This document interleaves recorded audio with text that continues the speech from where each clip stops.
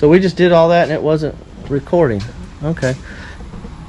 So I was told to do a little recording tonight about what I was going to be working on the station wagon. You can see the Shaggin wagon's up on the lift finally.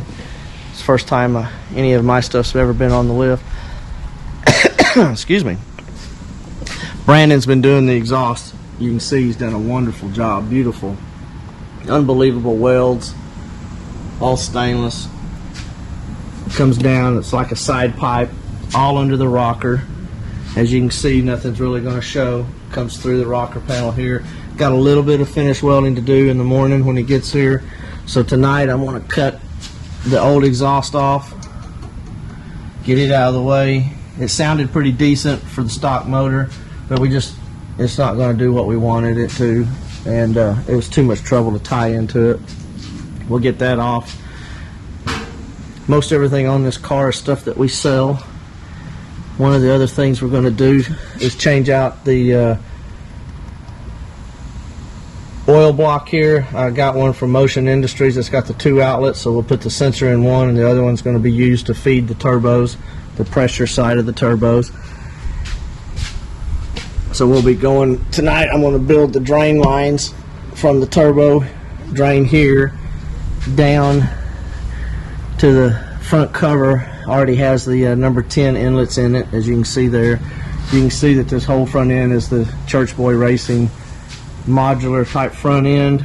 I did not use the Detroit Speed inner fenders. Believe it or not, they actually gave us less room in the engine compartment when they were on the car than the stock stuff did, and with the twin turbos we just didn't have room.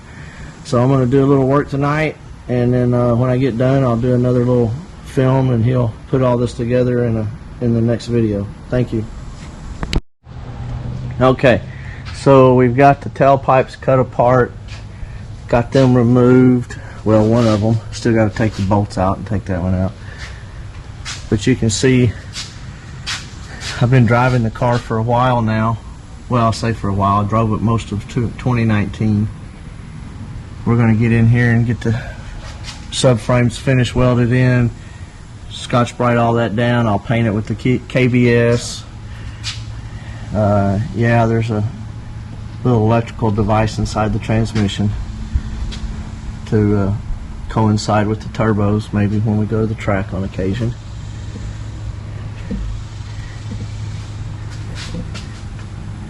Yeah, Brandon's just done an unbelievable job on fitting all that in there. He actually even made the manifolds. Oh, and we're also going to be running some vintage air. There's the compressor.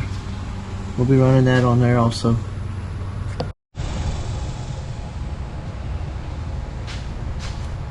Alright, what we did on this first one,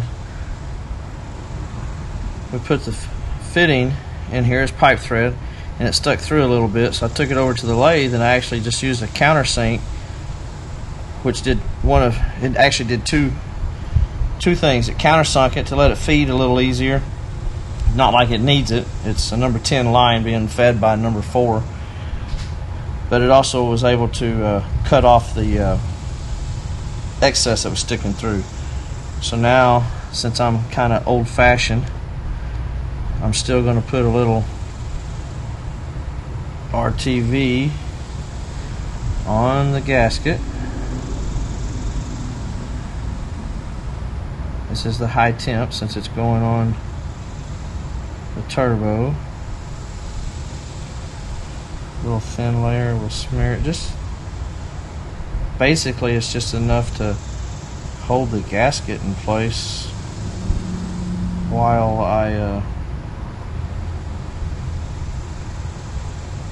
put it up in there and get it screwed down. It'll have plenty of time to cure.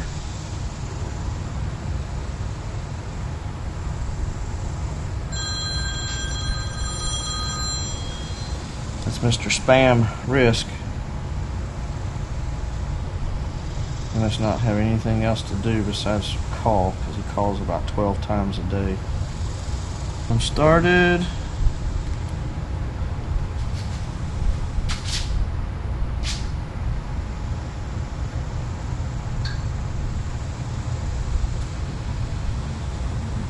Let's see what that's gonna do. Can you see up in there? It's kind of hard. Let's see how we turn on this other light.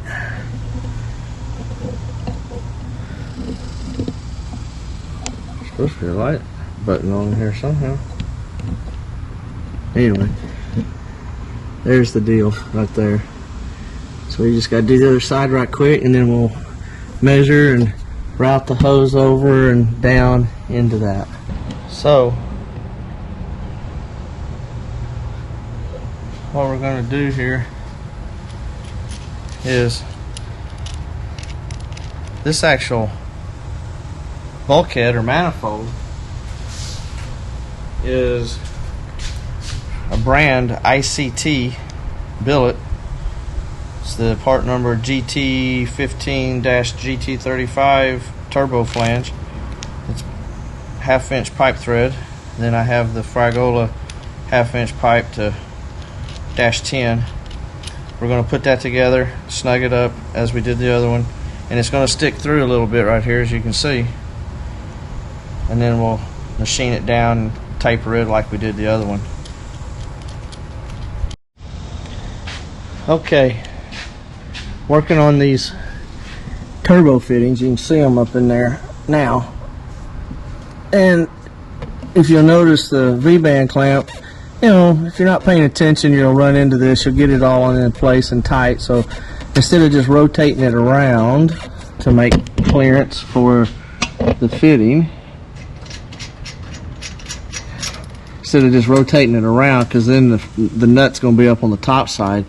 So what I'm actually going to do is take it, turn it around, put it up here with the nut pointing down, then I can rotate it and still get to it plenty easy.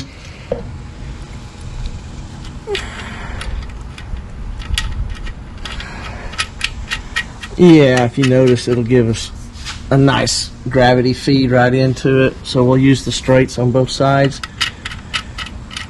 At the timing cover, but up here on the turbo we'll get some 45. So in the meantime, I'll go ahead and turn all these around. I'll rotate this one up a little bit so that this is out of the way, and just give more room to get in there with a wrench to tighten it. That'll be the hardest part on all of this, is there's usually not enough clearance. And this is my first time messing with turbos, so I've learned an awful lot. We still got a long way to go. Alright, we'll do this again. We just did it once, but we weren't recording. So I just took this block off, the Earl's single outlet 1/8 inch pipe. Nice little piece. Machine got an O-ring in it to seal it. You can see where it's sealed. I still put a little RTV on it when I put it together. That was the ultra gray, oil resistant.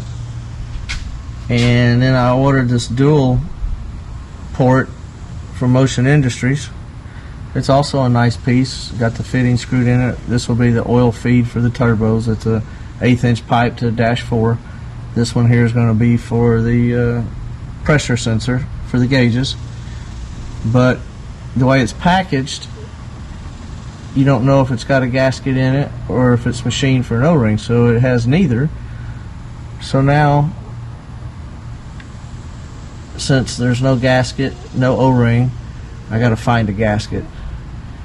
Either Earl's needs to step up and offer a 2-port, or Motion needs to step up and machine for an O-ring and offer that O-ring. Just my suggestion. Just the aggravation factor. Here it is, 7:30 at night, working on the car. Parts came in, and now I still got to go and get something else.